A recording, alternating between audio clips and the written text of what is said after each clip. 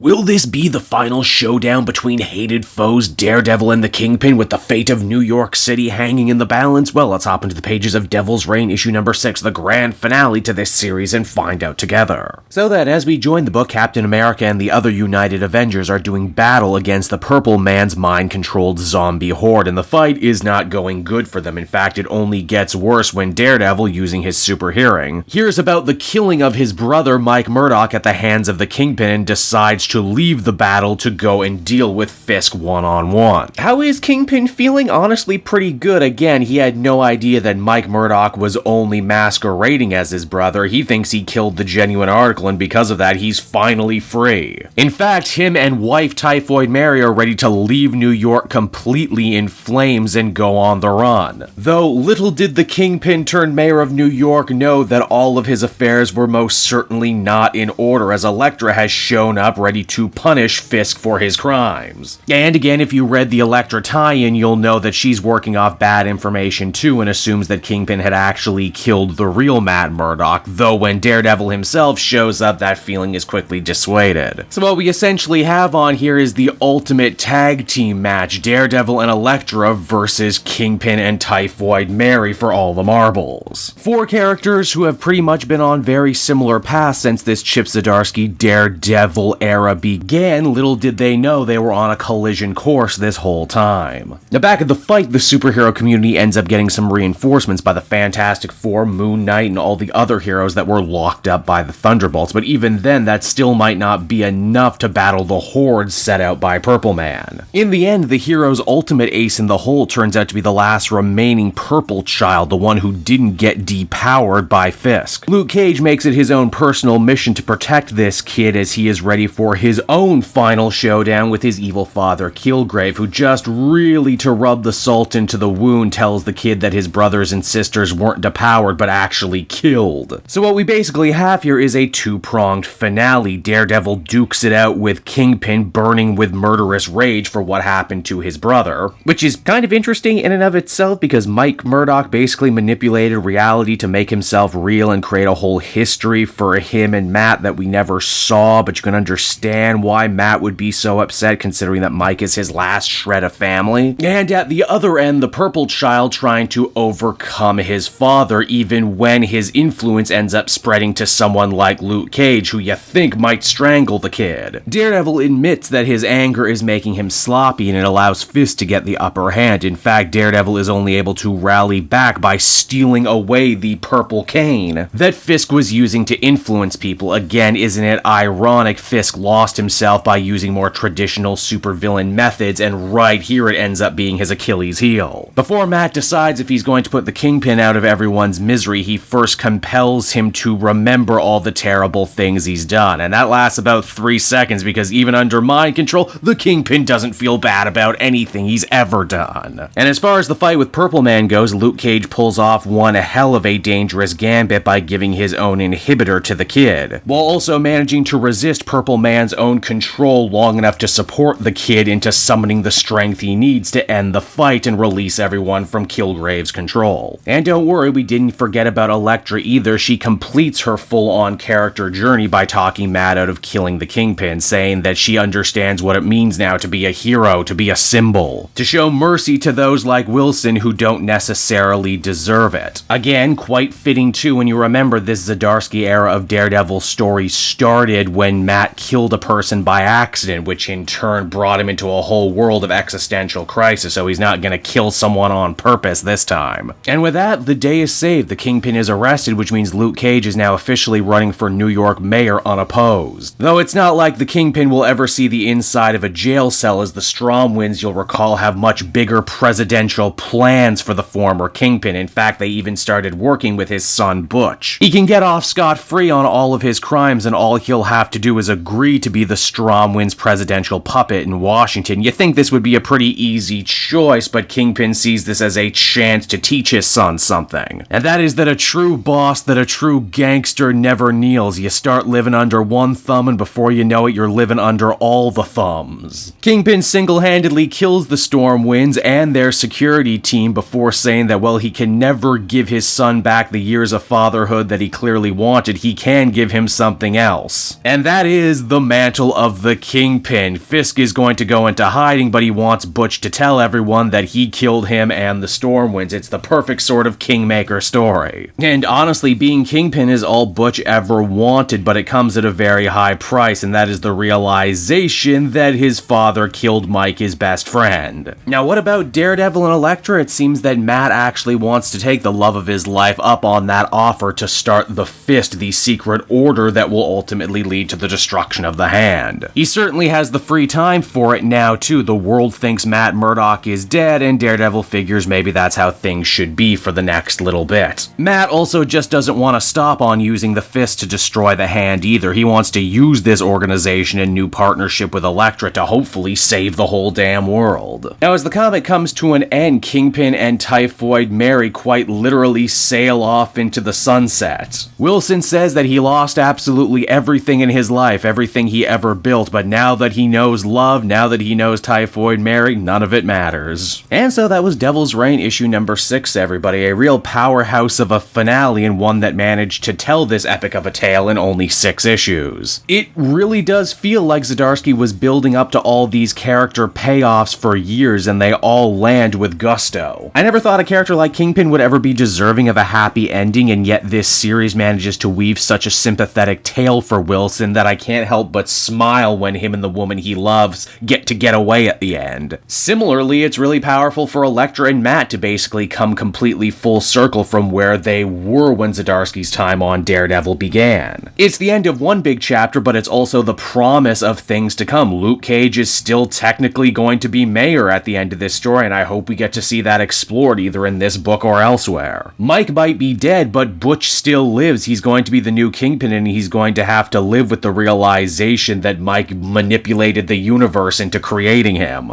Hell, I hope the one purple child sticks around. He seems like a fun character, and I would like to see him grow into a more heroic role. Overall, I'd give this one a very much deserved 9 out of 10. Great stuff. Hey there everyone, Cape Joel again, and I want to thank you so much for watching to the end of the video. As always, if you liked what you see, be sure to like, subscribe, comment. It really helps drive engagement and helps me out too. Also, if you are a patron, which you can become for as little as $1 a month, you will get exclusive content that no one else can ever see, and you'll get to see the Comic Multiverse podcast before anyone else too. You can check out all this and more down in the description. And until next time everyone, this has been Cape Joel, and I'll see you all next time. Cheers.